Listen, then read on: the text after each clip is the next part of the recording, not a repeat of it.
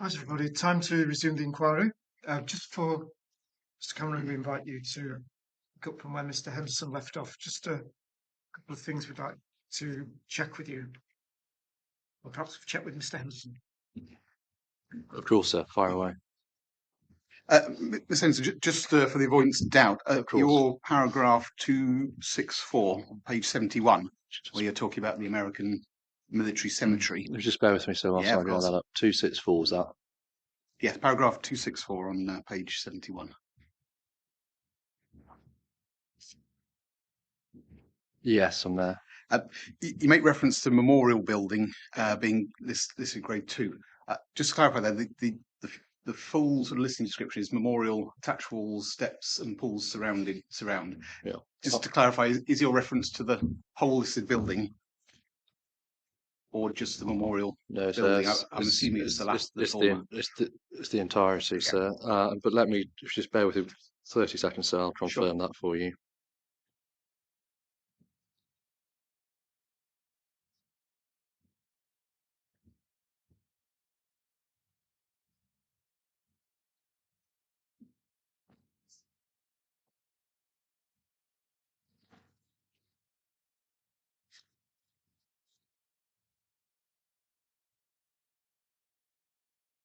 Yes, so it's to the memorial, the entirety of that asset, sir. And to give you the reference, following through into Mr.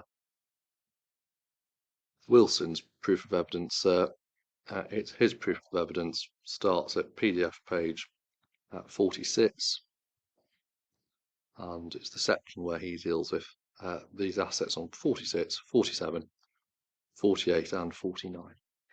I think we know that, Mr. Henderson. I think what we wanted to check was what should be in what you intended to put in 264. Whether you intended to refer just to the memorial building or the whole of the listed building. No, the whole of the list of buildings, sir, yeah.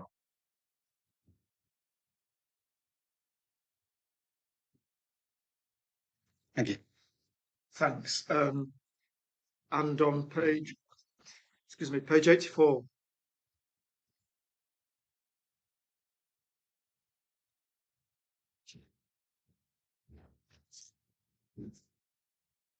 Yes, sir. Paragraph 312.2. Yes. I assume from what comes prior to this that before code there should be draft. So it is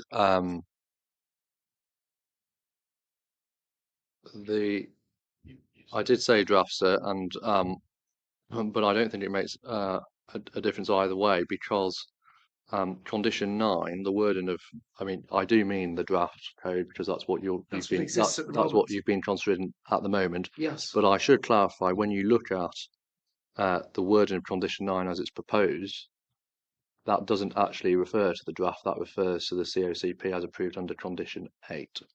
But for the purposes of our submissions here, the point is that condition 9 will capture everything that is in the draft code of Sections construction. 4 to 13 relate to the draft. That's right, so yes, they So do. it should, I presume it should. So it should For be the draft. purpose of this submission, Yeah, that's right. That's Yes. what I'm concerned about. That's it for now. Thanks. Fine. And so before we swap over, there's just one point to add orally, which arose from closing yesterday, which we didn't include, and this is to be added just in the section that we had dealt with. So immediately below the point about the Ashcroft vets, if you just to deal with one specific point raised by Mr. Sadler. Okay, whereabouts are we? So if you should insert this after 325, sir. 325, yes. Yeah, so if you were to insert a new paragraph there, and I'll take it very slowly, it's a very short point. Mr. Sadler, in his closing on page 4, asserts that section 149 of the Equality Act 2010. Sorry. Just give me the section again, please. Section 149 of the Equality Act 2010 placed a duty to engage with on the GCP with a disabled landowner, and he alleges a breach.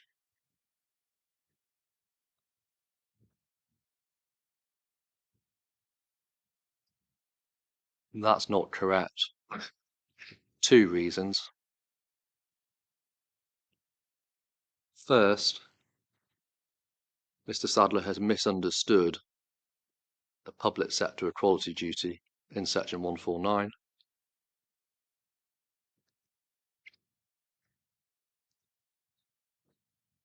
That is a duty to have regard to certain specified matters.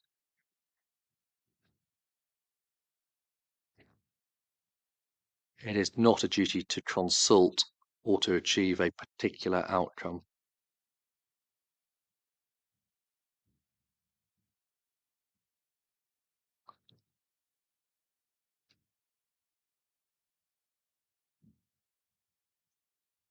Secondly, and in any event,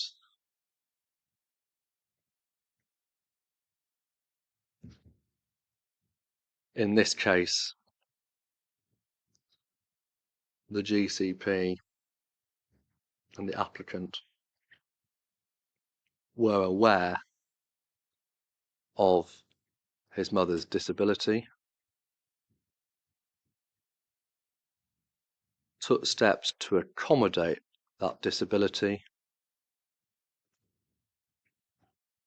and consulted appropriately with Mr. Rob Sadler, his brother,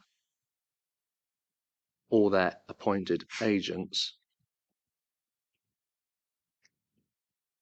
acting on behalf of Mrs. Sadler. Was it his brother or appointed or and appointed? And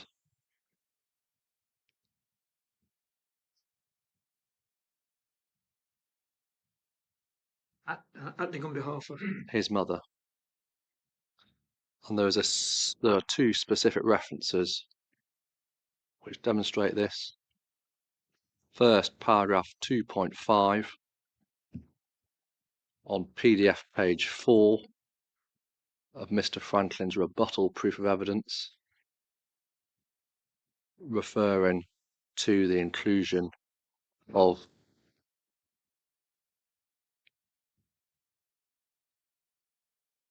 measures which facilitate disability access.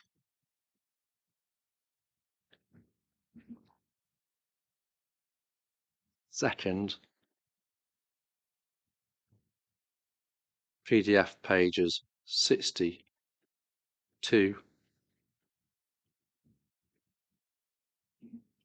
and 72 of Mr. Franklin's rebuttal proof of evidence appendices, showing the GCP and applicant's awareness of Mrs. Sadler's disability during the interactions. So for both of those reasons, Sorry, what was after awareness of Mrs. Sadler's disability? during their interactions. Right, during interactions. So for both of those reasons, there has been compliance with section 149 of the Equality Act 2010.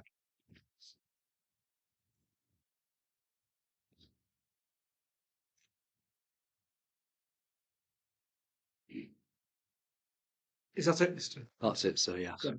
Thank you very much.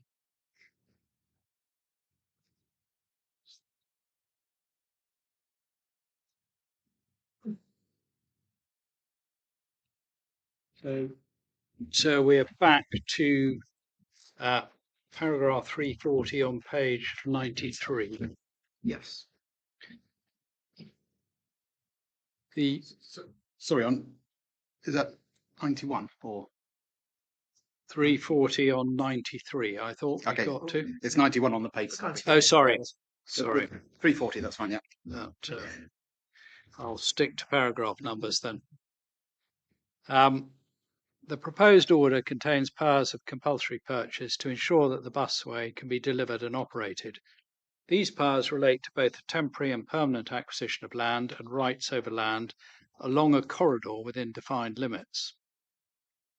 Turn to the draft order.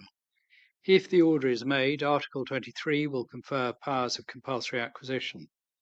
It is to be noted that the powers of compulsory acquisition would not apply to all the land on which scheduled works are proposed. For example, as referred to by you, sirs, work number 1 is listed in Schedule 6 and shown on the works and land plans as land subject to all order powers except compulsory acquisition.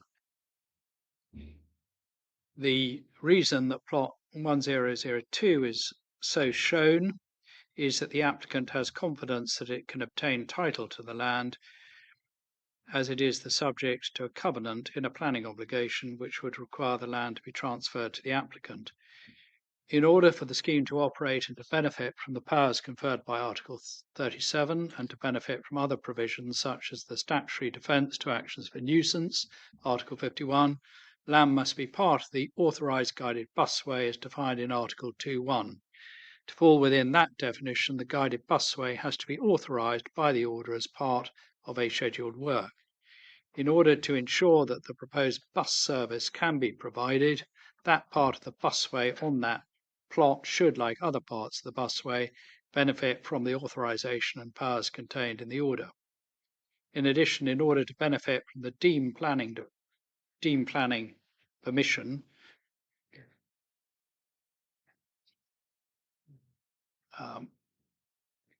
development must be proposed in the order. If work 1 were to be excluded, it would not be subject to the proposed conditions, and for those reasons, work number 1 should be included in the order, of course, with the insertion of the word guided before busway. I turn to the extent of the land to be acquired. As explained by Mr. Lonergan, the limits of deviation shown on the works and land plans allow sufficient space to construct the busway itself, together with other essential components such as the travel hub, maintenance track, public transport stops, bridges, and ancillary works necessary for mitigation. There was no substantive challenge to Mr. Lonergan's evidence on this issue. This is not a case where a series of landowners have sought to challenge the precise extent of the land to be taken. The main matter in dispute is whether there is a compelling case in the public interest for the order scheme and in particular the route proposed. The inspectors raised the issue of whether the whole of plot 16179 is required. That's the plot by Bin Brook.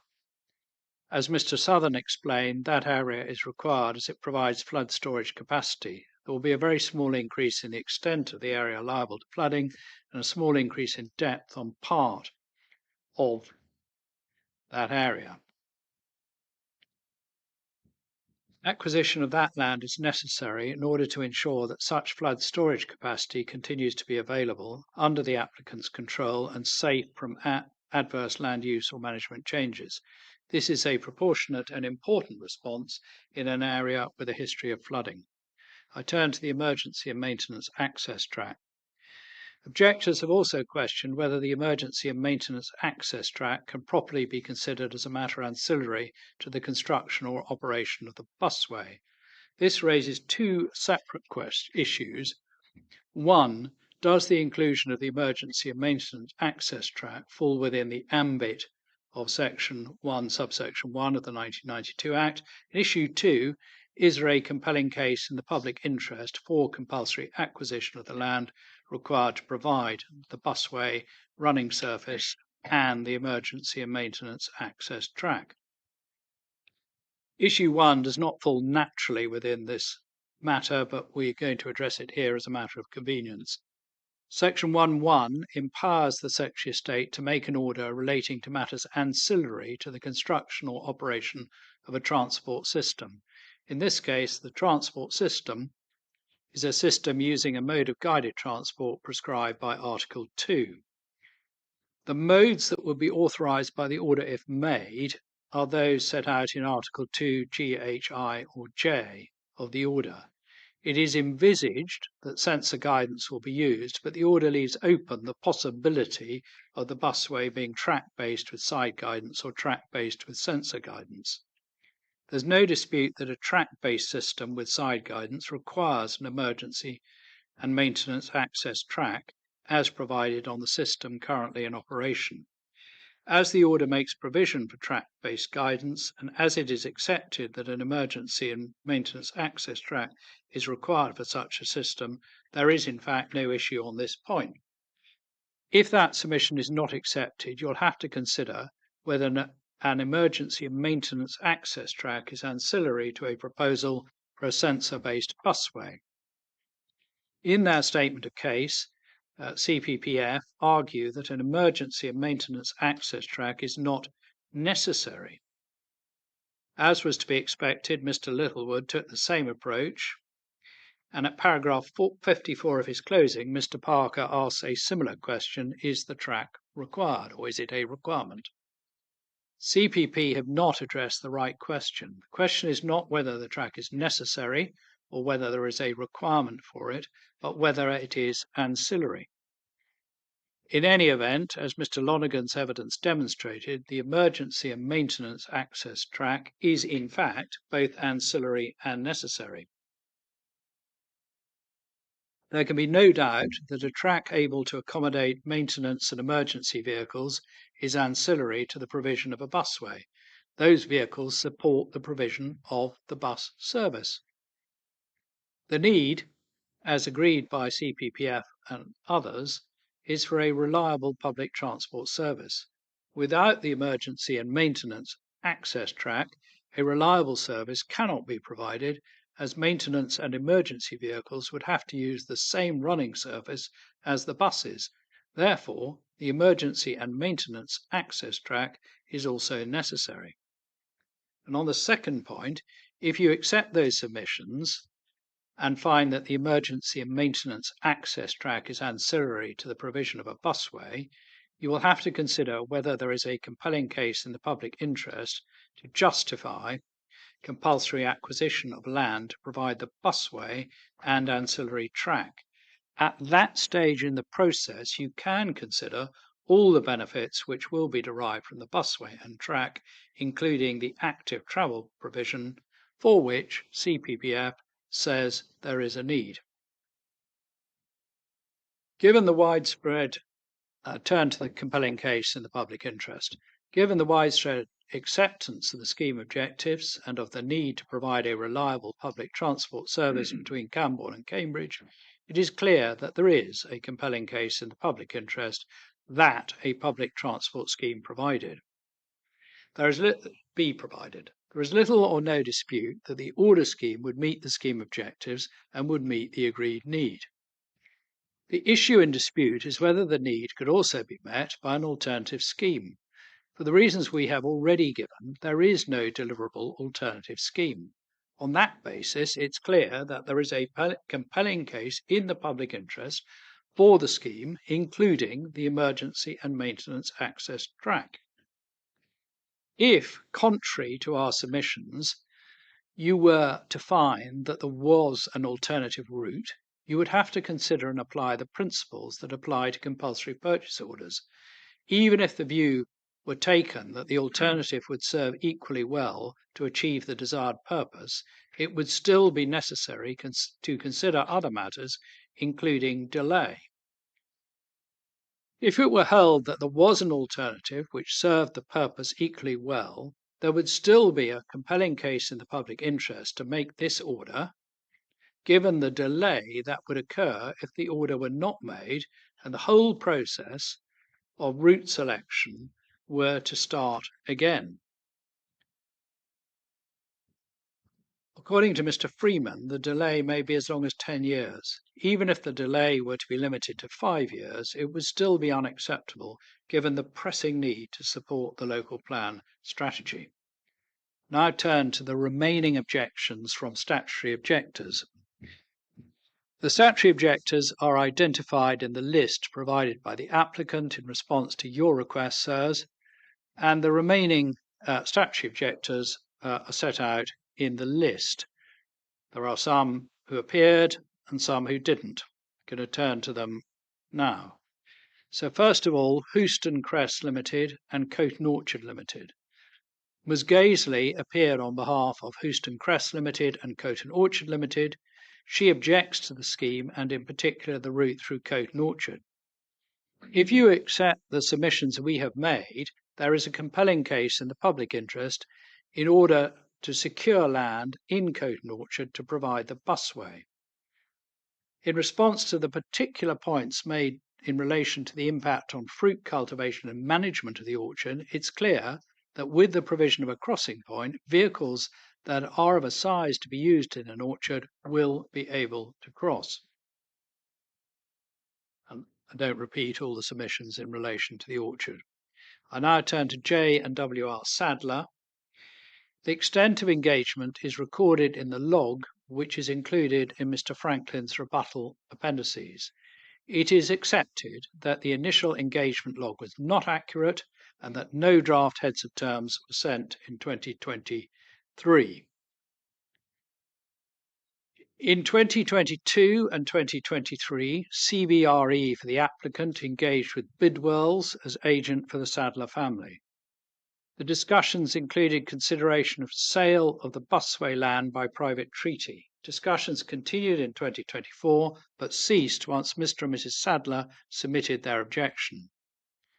Despite Mr. Sadler, that's Mr. Rob Sadler's focus on this point, and that's on the heads of term point, the inaccuracy does not undermine the central point that there was prolonged engagement and that it cannot be said that there was a failure to follow the guidance on taking reasonable steps to purchase by agreement with landowners. Mr. Rob Sadler, appeared on behalf of J and W.R. Sadler. In support of his objection, in addition to his general objection to the scheme, he raised two specific concerns: impact on the family burial site and provision of crossing points. Mr. Franklin explained the steps taken to ascertain the position of the family burial site. Members of the Sadler family provided what 3 words locations on 2 different locations and with 2 different references. On the 26th of July 2024, a surveyor attended the site, rather than attended to identify the location. The route proposed avoids the 2 what 3 words locations. The surveyed location is at the toe of the proposed embankment. Mr. Franklin said that the embankment could be designed to avoid the location and appropriate treatment provided. On the basis of that evidence, it's clear that the burial site will be avoided and appropriate respect shown. The proposed site plans show that crossing points will be provided. The issue in dispute turns on the width of the proposed crossing points. Mr. Franklin's evidence was that the proposal was for 20 feet wide crossings. If crossings of that width were to be provided, most vehicles would be able to cross. However, the header on a combine harvester would have to be removed in order to cross the busway. In that respect, the crossing manoeuvre would be no different to when a combine harvester enters the highway from a field gate. On that basis, you should conclude that the crossing point provision is adequate and that the appropriate remedy for any adverse impact on farming practices, if established, lies in the application of the compensation code. It is regrettable that the engagement log was inaccurate.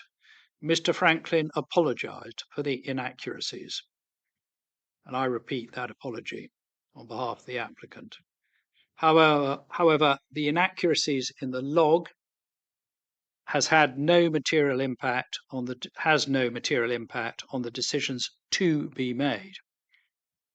Reasonable steps were taken to attempt acquisition. Mr. Sadler said in evidence that he was no longer open to an agreement. It is Mr. Sadler who has closed off the path of acquisition by agreement. The concerns relating to the crossings and the burial site have been addressed in evidence, and so there is a compelling case in the public interest to acquire the Sadler land for this linear scheme. Turn to CPPF. As we said when considering alternatives, Mr. Littlewood put forward an argument that the busway should follow a curved alignment west of Cambridge Road. The purported purpose of adopting a curved alignment is to improve farming viability. Mr. Franklin does not consider it would do so. The appropriate remedy for any adverse impact on farming practices, if established, lies in the application of the compensation code. There's no reason to modify the order to introduce such a curve. If the position is that CPPF wish to use the land as a nature reserve, there is no evidence to indicate that they cannot do so. I turn to PX Land Limited. A written statement, I add this, said to be closing submissions on behalf of PX Land was received this morning after we had written and completed these closing submissions, and therefore I respond orally to that.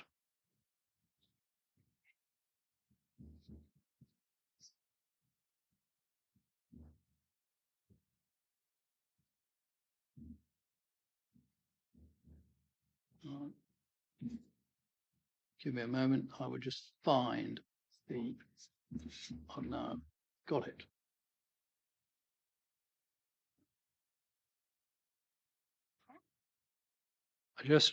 First, I'm going to make 3 main points in response. Point 1. At paragraph 5 of PX Limited's submission, we ask you to note that the objector has no objection to the objectives of the scheme and the use of their land for the proposed travel hub.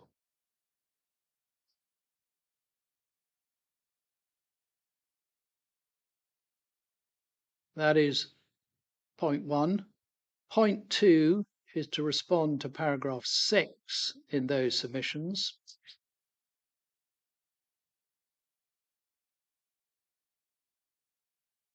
Paragraph 6, it is submitted that the plans fail to incorporate adequate mitigation to reduce the visual and noise intrusion of the scheme on the adjoining residential properties. And under point 2, the first sub-point is this: mitigation is proposed, in particular in the form of tree planting, and you will find that in item 12 for document 1-1002, page 3. And the second sub-point is... Sorry, Mr. Henderson. I've got the reference on the page. Was there a paragraph number I missed? Not Mr. Cameron. It's item 12. Item 12. It's a register of mitigation, and therefore there are a number of items set out. So it's Thank you. 12, page 3. And the second sub-point is this: there is no evidence to indicate that there will be any adverse noise intrusion.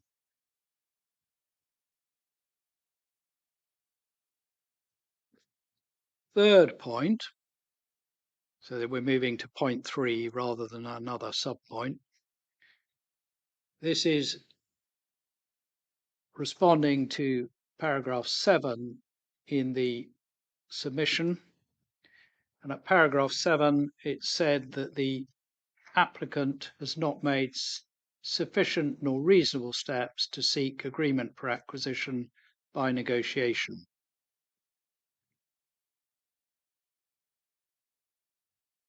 And in response to this, point 1 or sub-point 1 is the applicant has taken such steps. They are set out in Mr. Franklin's proof of evidence 6.143 to 6.147.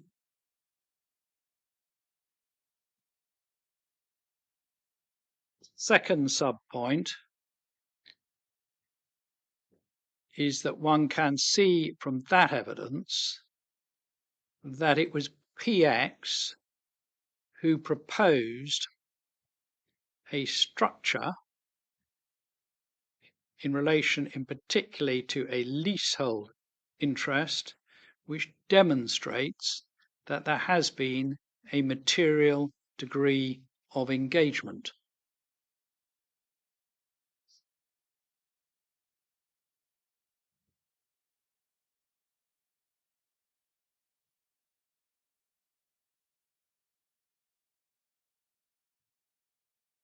Yeah. Sorry, Mr. Cameron. There has been, and I missed the word. A material degree Material. of engagement. Thank Good test to see whether I can remember what I said. And the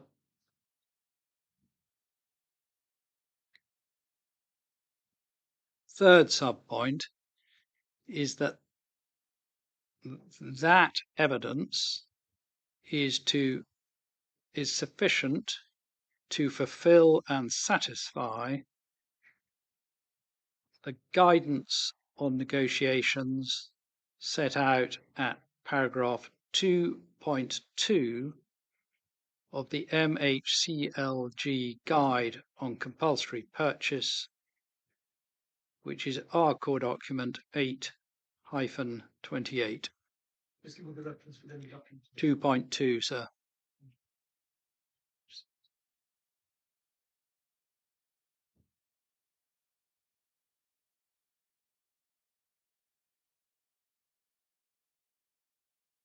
And I'm now going to go back to my written text. 382. Mr. Peck appeared on behalf of PX Land Limited, the owner of the proposed Scotland Farm Park and Ride site. In his evidence, he said he supports the scheme overall. He is prepared to grant a lease for the park and ride scheme. On drainage, there is a dispute about the remedy for impact on drainage arising from surveys carried out on behalf of the applicant. He agreed that the mechanism for resolving that dispute is the dispute resolution clause in the agreement between the parties. It is not a matter for this inquiry to resolve. Subject to appropriate negotiation and appropriate payment, he does not object to the provision of an electric vehicle charging point or points on the park and ride site. And the issues raised by Mr. Peck go to compensation or to the agreement relating to access for site surveys. Neither are matters for this inquiry. I now have a section on other objectors who haven't appeared: the Spearing family, the Jenkins family, Anglian Water Services. And I wasn't planning to read those out, but I can do, given that they're statutory objectors, if you would like me to. I think it might be best to. There's sufficient time to. Good. Thank you, sir. So the Spearing family, 384. Among the points taken by the Spearing family are that the land will be bisected. 2, provision is not made for access to the remaining parcels. 3, compensation is inadequate. Severance and the wider compensation issues are matters covered by the Compensation Code. As Mr. Franklin explained, the provision has been made for access to the remaining parcels of land. That ground of objection is not made out. Jenkins family. The Jenkins family do not object in principle to the scheme. They question the extent of the land to be taken close to Childerley Lodge, but do not identify the extent of any land which they say is not required. The extent of the land required is explained in the applicant's statement of case. There are a number of significant constraints, including the A428, private residences, a junction with St Neots Road, and variations in ground level. As a result, sufficient land is required in order to overcome these constraints. The Jenkins family say that they do not own plots, and I give the numbers. The Jenkins family have been included in the entries for these plots as they have interests under a transfer. And again, in the footnote gives reference to the statement of case and the justification for the inclusion of the interests. Anglian Water Services, they state they have no objection in principle to the detail provided by the applicant in relation to alignment, layout, or other design details, but wish to engage in order to protect below-ground infrastructure connected with the existing Madingley Service Reservoir and the future pipelines connected with the Fens Reservoir and the Grapham to Reed scheme. In order to further discussions, Anglian Water Services have submitted a holding objection. And as noted in the document put in by the applicant, CD 2525, discussions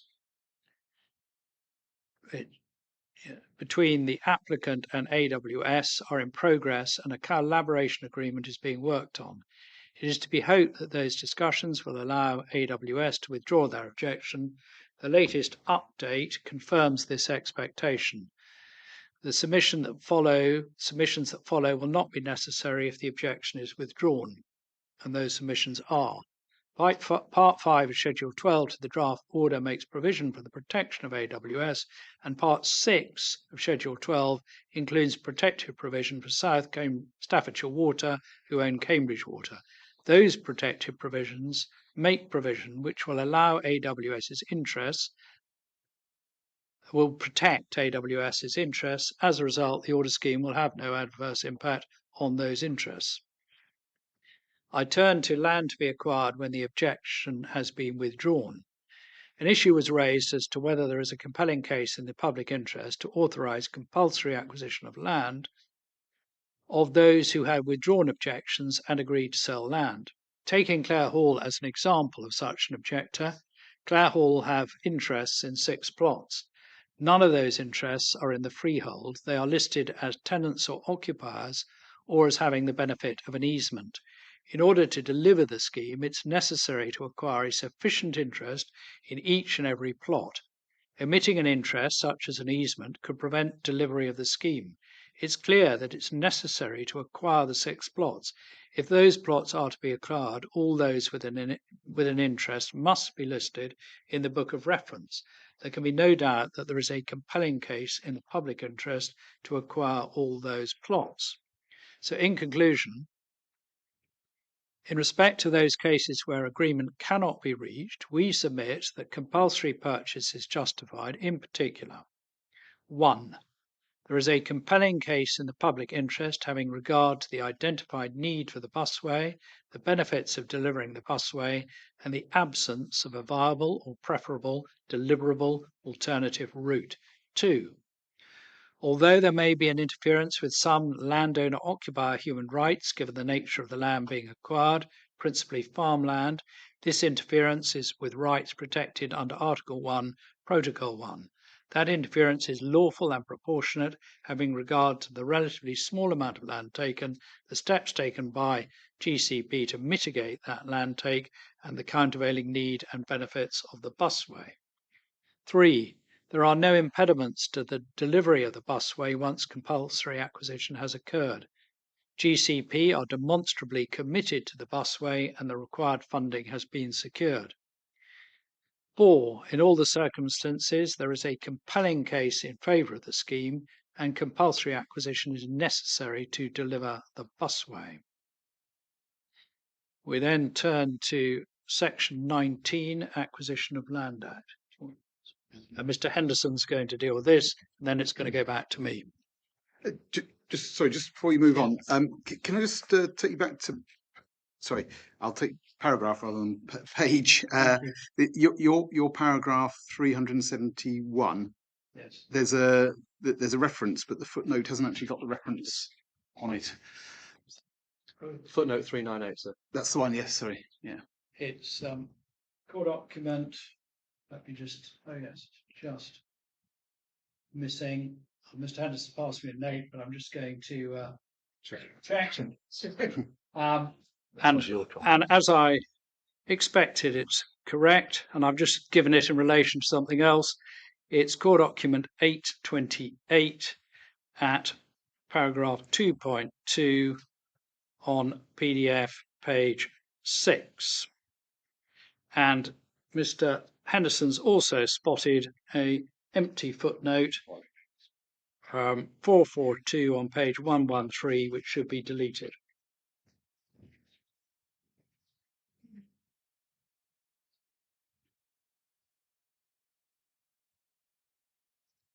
Page 113. That's what Um, Mr. Henderson tells me, but it may. 442. 110 on the page. Yeah. So just a little. Just sorry. Yes, 110. Sorry, I have got a paper copy. I should have caught up with that. Thank you, Mr. Cameron. Mr. Henderson. That's fine. And then I'll deal with the penultimate matter, sir, or the section 19 acquisition of land act. The order limits, this is paragraph 396. The order limits include two plots, number 14153 and 14154, the open space plots, which are considered to be open space for the purposes of section 19 of the Acquisition of Land Act 1981.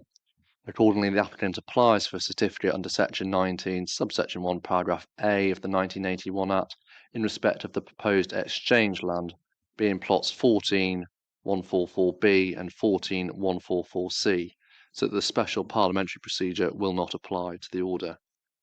The provision of Article 36 of the draft order ensures that the exchange land will be laid out as open space and made available. The detail of the layout will be secured under proposed condition 27. Before turning to the objections, it's important to note the advice given in the MHCLG guidance on the compulsory purchase process. The land offered in exchange may not offer the same advantages.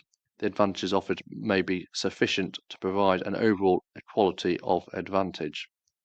There have been three objectors to this application: CPPF, Dr. Sutton and Dr. Green. However, importantly, Dr. Green declined to answer any questions on his objection to the application. Much reduced weight should be afforded to his objection as a result. In any event, to the extent that Dr. Green's objection raised relevant matters, these were repeated by the other objectors and are addressed in our submissions in any event. The replacement open space land is assessed in the open space assessment. This assessment focuses on the quantitative and qualitative criteria in section 19 of the 1981 Act, and our submissions are structured in that way accordingly. The other technical aspects of section 19, subsection 1, paragraph A are adequately addressed without any dispute in Article 36 of the draft order. To the quantitative test. The open space plots measure 1,004 square metres. The replacement open space land measures 1,006 square metres and is marginally greater in size. There can be no doubt that the proposed area of open space meets the quantitative criteria. This is not disputed by any objector. Then to the qualitative test. The applicant assessed the quality of the open space plots using the City Council's Open Spaces and Recreation Strategy. That assessment concluded that the quality of the open space plots was generally poor, with identified issues such as areas were covered in scrub, such as to be unusable for recreation, a poor standard of access which was not inclusive for all, evidence of litter, a low level of use, no management measures for dog fouling, and limited passive surveillance. Notably, Dr. Sutton corroborated these concerns about usability, given the presence of vegetation, and the presence of litter in cross-examination. Following this, a site selection process was undertaken involving both a long list of 9 sites and a short list of 3 sites. In respect of the 3 shortlisted sites, a further qualitative assessment was undertaken, again using the City Council's Open Spaces and Recreation Strategy. The best performing site was chosen, referred to as Open Space Site C. A series of qualitative enhancements were also identified. The particular advantage of Open Space Site C compared to the other shortlisted sites was its accessibility. The site's location close to the busway and maintenance track allows for easy pedestrian, cyclist and equestrian access and ensures interconnection via the maintenance track with the surrounding footpath and bridleway network. As far as quality is concerned, the replacement open space will form part of a wider area which will be the subject of enhancement and improvement. Access to that area can be obtained from both sides of the M11 via the bridleway and maintenance track. It is plain that the exchange land provides an overall equality of advantage. In particular, 1. Given its location, adjacent to and accessible from the maintenance track, it is at least as equally advantageous in terms of accessibility. There will also be qualitative improvements in the quality of the access path, rendering the replacement open space land to be more accessible to all. 2. The replacement open space land will benefit from at least as good, if not better, natural surveillance from the adjacent maintenance track. 3. The replacement open space land will be laid out in a manner more conducive to public recreation, for example, omitting the impenetrable scrub currently found in the open space plots. 4. The replacement open space land will be located further from the M11. There will be no greater adverse noise impacts on users. To the contrary, the greater separation distance is likely to result in a qualitative improvement. So it follows that the qualitative criteria is also met. Objections. All of the objections related to the quality of the replacement open space land. Following cross-examination of Dr. Sutton, she accepted that each component part of objection had been overcome. More particularly, firstly in respect of access, Dr. Sutton had not considered the plans which demonstrate the accessibility of the replacement open space land from the maintenance track. Having considered the plans, she accepted the replacement open space land would be equally accessible. Secondly, the footpath. Dr. Sutton explained in cross-examination that her concern was about transiting north to south on the footpath. This is not a concern about the use of the land as open space, rather it is a separate and distinct concern about the public right-of-way, which does not go to the qualitative criteria under Section 19 of the 1981 Act. In any event, she accepted that her concern was overcome when shown the proposed diversion of the footpath. Thirdly, biodiversity. Dr. Sutton rightly accepted in cross-examination that her concern about biodiversity was an ecological issue, not a concern about the quality of the open space and its use.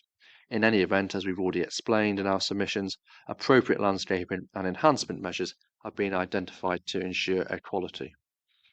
In respect of CPPF, the substance of the objection cannot be maintained following cross-examination, given Mr. Littlewood accepted first, surveillance to be provided by the maintenance track, secondly, the access to be provided from the maintenance track, and thirdly, the benefit of being further from the M11.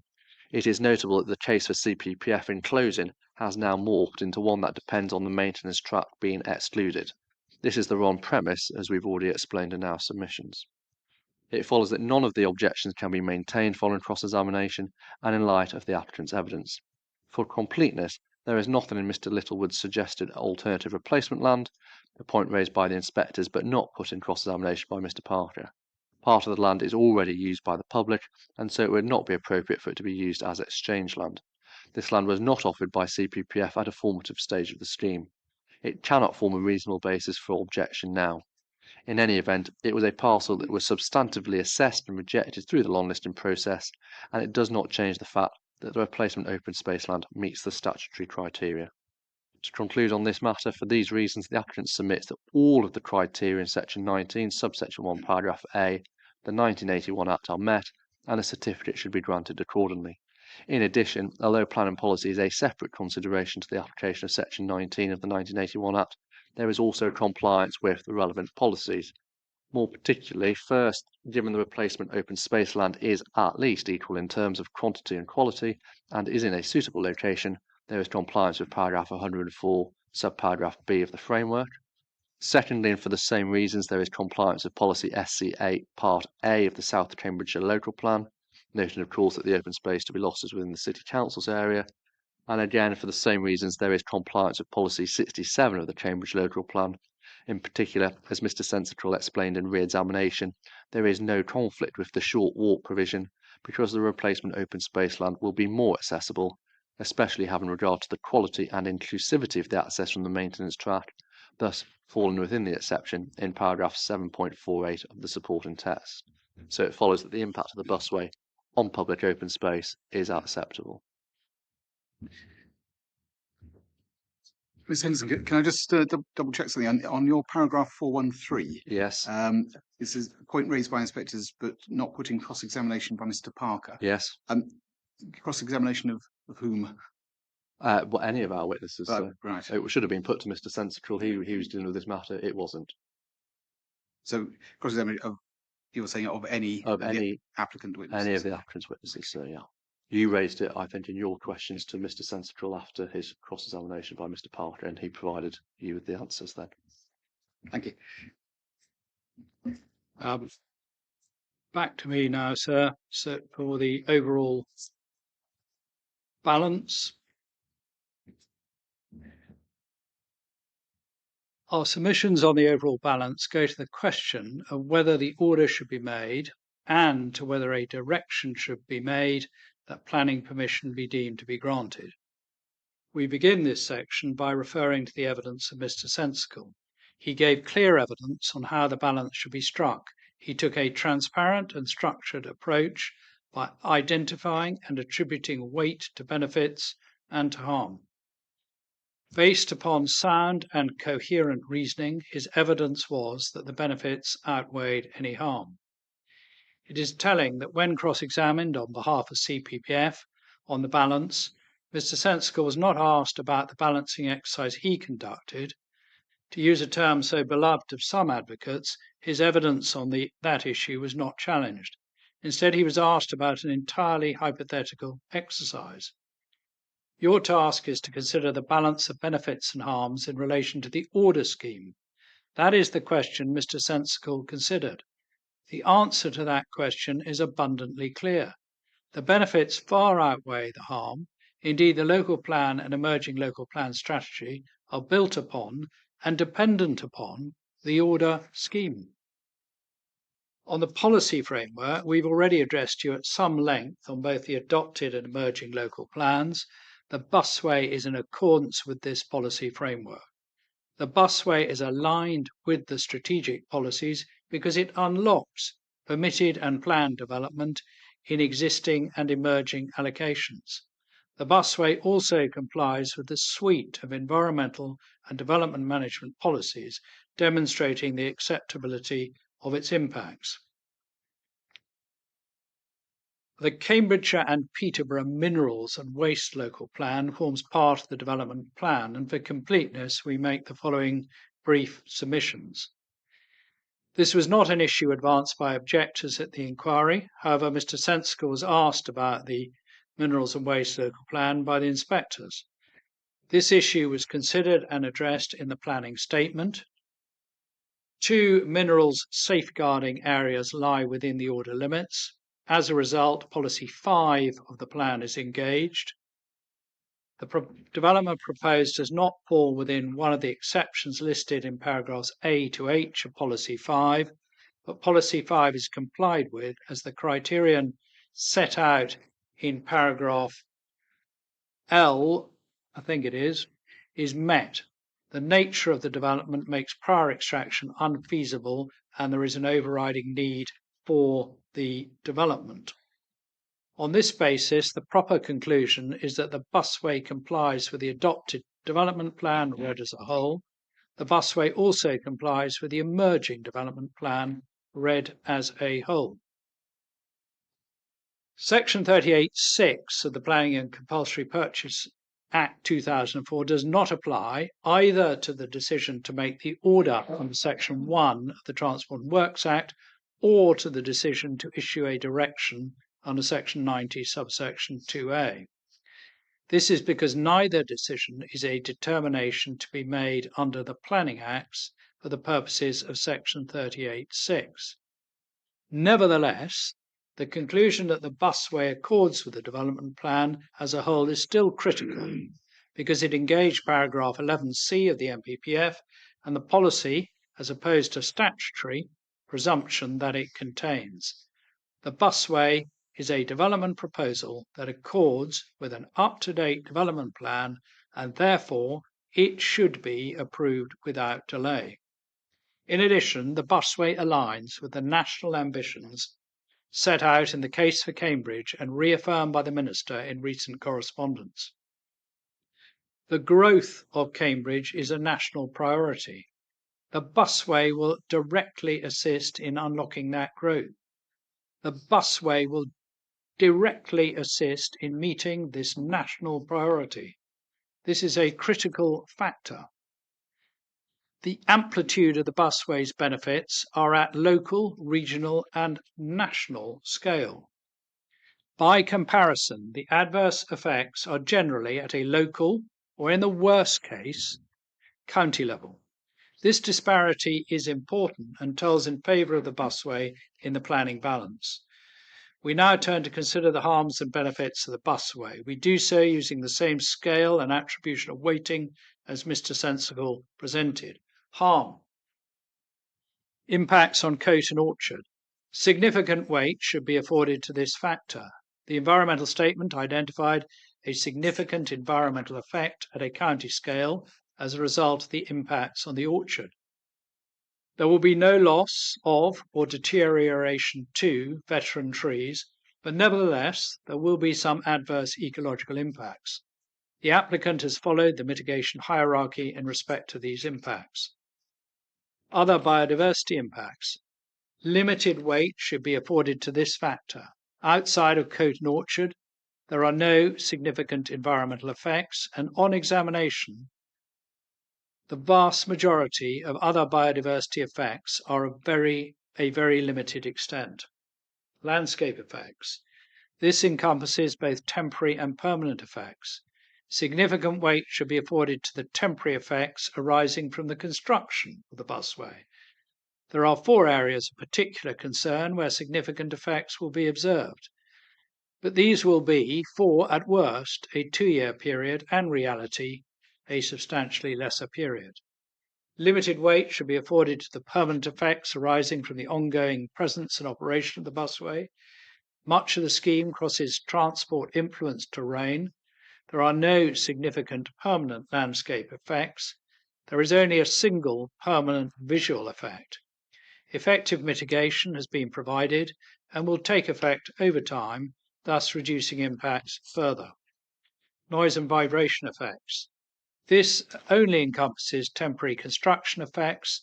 There will be no permanent adverse effects. The temporary effects will be significant in 3 locations. Significant weight should be afforded to these temporary effects. Loss of agricultural land. Limited weight should be afforded to this factor. 39 hectares of best and most versatile agricultural land will be lost, but the dispersed nature of this loss does not render it a strategic loss, especially in the context of the continued availability of best and most versatile land and the mitigation secured by the busway. Benefits. Unlocking housing growth. Substantial weight should be afforded to this benefit. The busway will unlock already permitted development, in particular at Bourne Airfield and Cambourne West, as well as future growth in the emerging plan. This is not only a local benefit, but also a key part of delivering the nationally important growth for Cambridge. The Cambridge phenomenon is built on being able to supply housing to those working in Cambridge. A net land value uplift of 222 million, it's 184 million after taking account of transport external costs in 2010 prices, is attributable to the scheme, reflecting its catalytic role in enabling strategic development. Unlocking employment growth. Substantial weight should be afforded to this benefit. The busway will improve labour market access in Cambridge and directly facilitate the expansion of West Cambridge as a major employment area by providing direct, reliable and attractive public transport links to Cambourne, the closest area of major housing growth. Support for the adopted and emerging spatial strategy. Substantial weight should be afforded to this benefit. The busway is an essential building block of sustainable placemaking and future-proofed connectivity in an area undergoing rapid change. Transport. Substantial weight should be afforded to this benefit. The busway will result in quicker and more reliable journey times. This will facilitate a modal shift and help to address the congestion within and around the city, which threatens to choke further growth and which is a recognised threat to the national objective of growing Cambridge. 2 specific benefits need to be recognised and given weight individually. First, significant weight should be given to the Scotland Farm Travel Hub. Secondly, significant weight should be given to the active travel path. Both of these interventions are central components in delivering the necessary modal shift. Air quality improvements. There will be an overall improvement in air quality as a result of the busway. Substantial weight should be afforded to this benefit. Carbon. A busway will deliver a net reduction in carbon emissions. Limited weight should be afforded to this benefit. Biodiversity net gain. At least 10% biodiversity net gain will be delivered in circumstances where there is no applicable statutory target. Given the nature-depleted nature of the region, this is a benefit to which significant weight should be afforded. We then turn to specific points raised by objectors under this heading. No objector has presented a robust planning balance exercise. Turn to CPPF. Mr. Littlewood's exercise was reliant on the CPPF alternative, but no weight can be afforded to that alternative as it is unsafe and undeliverable, as already explained. Further, no weight can be afforded to any variation or refinement of the CPPF alternative. Such a scheme has not been worked up, and there is no identified solution for the deliverability constraints, in particular the need to traverse the M11. Mr. Lee attempted to backfill different solutions, but these were off the cuff and unsupported by technical evidence. No weight can be given to such vague and inchoate proposals. In these circumstances, CPPF's planning balance exercise never gets off the ground. Even if you were to consider that the technical deficiencies in the CPPF alternative could be overcome, and that the ecological and heritage impacts of the CPP alternative were acceptable, and that the delay required to deliver the CPPF alternative could be ignored, the Secretary of State would have to then consider the impacts on the UK's international treaty obligations. Even if a scheme could be confined to the current highway boundary in the location assumed by CPPF, there remains, at the very least, a substantial risk that the works will intrude into the pink land in breach of the treaty. In any realistic scenario, a deliverable scheme could not be confined to the current highway boundary, and therefore it's almost inevitable that the treaty obligation will be breached. We cannot see how the Secretary of State could realistically countenance such a scenario. We turn to the Mayor. The combined authority has made a franchising scheme. The Mayor has said that he's not in favour of the order scheme. However, mindful of the provisions in the combined authority constitution in relation to avoiding predetermination, he was careful to say that he has not yet determined his position on whether he would franchise a route on the proposed busway. As he said, if the busway was authorised and constructed and subject to considering impacts on other services, he's not going to dig his heels in and reject it. The closing submissions made on his behalf do not reflect his clear evidence on that matter. He was clear in his oral evidence that he simply could not make a decision now, and that he would not reject using the busway out of hand. Yet in his closing submissions, you are asked to speculate about what may be incompatible, or what may be plausible, or what may also exist. You and the Secretary of State should base your decision on his clear and realistic position in oral evidence, not the hypotheticals posed in submissions made on his behalf. On the basis of the Mayor's evidence, the conclusion to reach is that as and when the busway is open for traffic, a decision will have to be made as to whether the bus routes using the busway will be franchised. Such a decision will be made on its merits. It became apparent, both through the Mayor's oral evidence and his written submissions, that whatever his ambitions for a new policy may be, he has yet to properly understand or grapple with how those ambitions will realistically deliver the growth that the government has stated is a national priority and which he himself supports. So the balance. As we've indicated, there are a number of separate balancing exercises required by local and national policy. We deal with them in turn. The heritage balance. The busway will result in less than substantial harm to a number of designated heritage assets. That harm will be at the lower end of the spectrum of less than substantial harm. Great weight should be given to this harm. However, this harm is outweighed by the public benefits identified above, and accordingly the heritage balance lies in favour of the busway. Irreplaceable habitats. Without prejudice to the applicant's case that the busway will not result in the loss or deterioration of any veteran trees, it is necessary to consider whether there are wholly exceptional reasons for that loss within paragraph 193C of the MPPF. Footnote 70 clarifies that examples of such wholly exceptional reasons include orders under the Transport and Works Act 1992, where the public benefit would clearly outweigh the loss or deterioration of the habitat. The busway falls squarely within that example. The benefits of the busway identified above are of a markedly greater magnitude and number than weighed against the worst case position of 6 veteran trees being lost. The public benefits clearly outweigh even that worst case harm. Accordingly, if they are required, wholly exceptional reasons exist. Then turn to Greenbelt, the very special circumstances balance and the overall planning balance. It's Greenbelt and overall planning balance. We deal now with the very special circumstances balance for the purposes of paragraph 153 of the MPPF. Given its breadth, it stands as a proxy for the overall planning balance.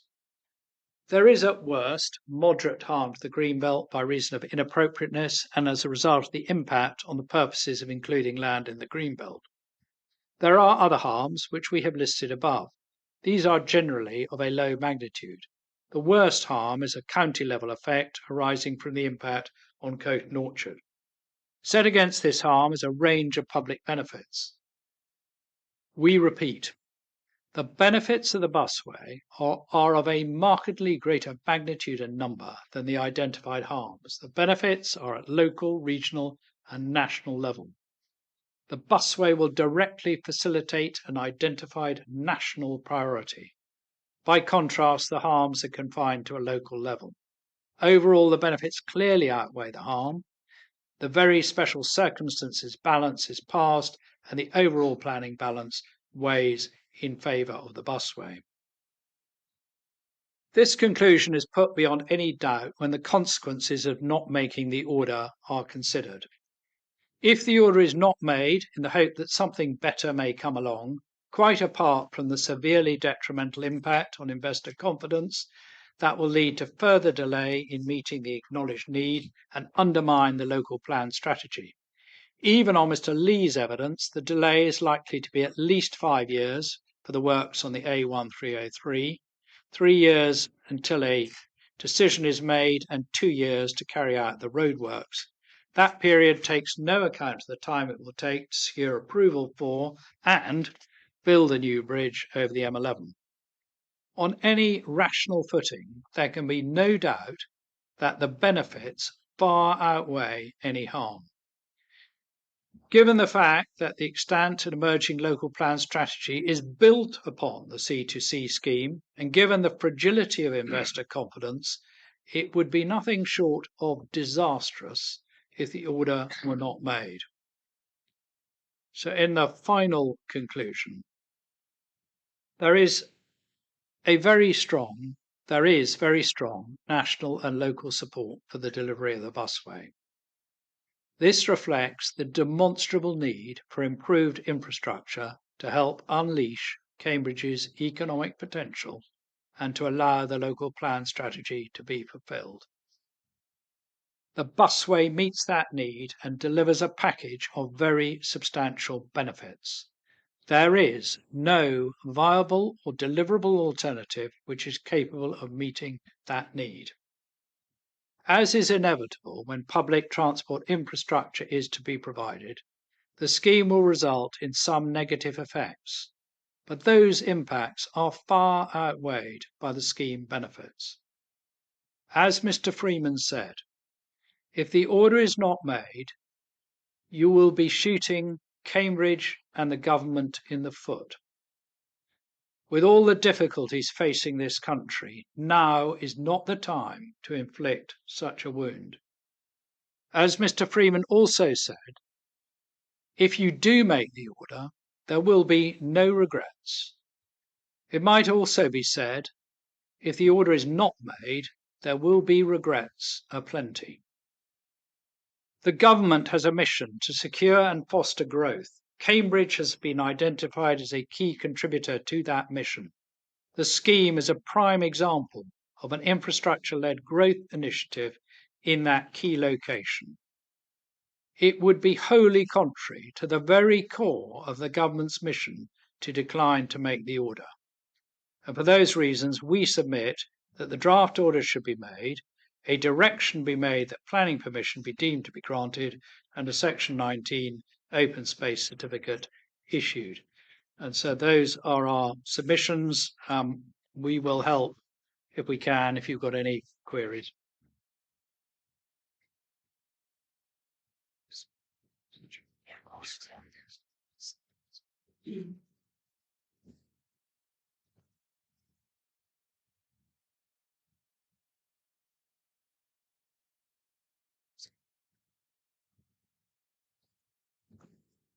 No more queries spotted, Mr. Cameron.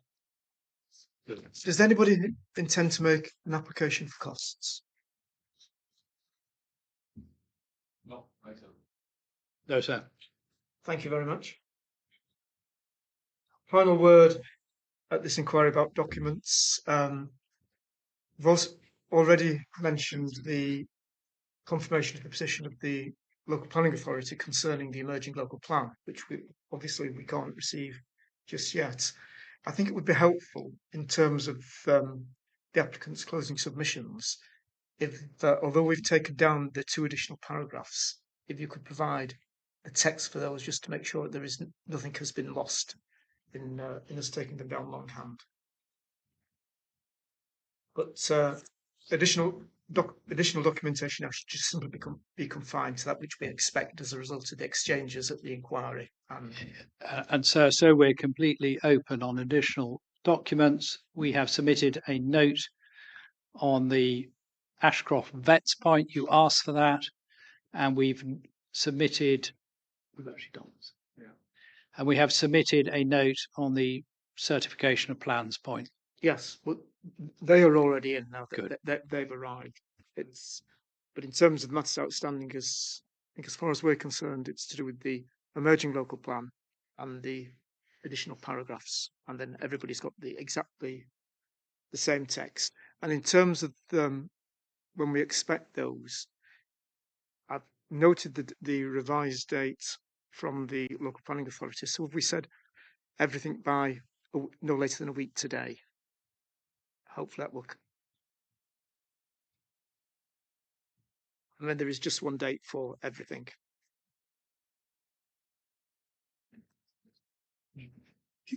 Can I just clarify I mentioned some of the point about the condition 1 and the time period and the relationship to the challenge period. Is that contained in some of the correspondence that's just come in? It's in the email that went to you this morning, so. Right. Yeah. Okay. Thank you.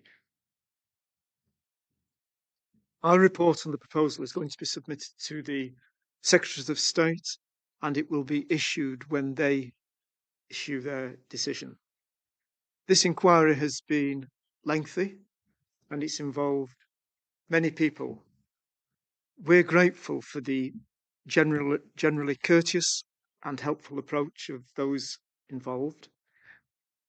We would like to make special mention of certain parties. Firstly, I'd like to thank the AV team who've been present throughout and ensured that the live streaming continued so that people who weren't here could observe proceedings. Secondly, the staff at the Belfry Hotel, who without fail have been helpful in making arrangements for us to continue to meet here. And lastly, but by no means least, a special thank you to Mrs. Vincent and Mrs. Taplin, the 2 programme officers, for the extremely efficient way in which they've dealt with arrangements for the inquiry and before it for the pre-inquiry meeting, as well as having to deal with a multitude of queries during the 8 weeks of this inquiry. But thank you all very much, and the inquiry is now closed. And we thank you, sir, for the way which you have both conducted the inquiry as well. Thank you, Mr. Cameron. As I said, the inquiry is now closed. Thank you.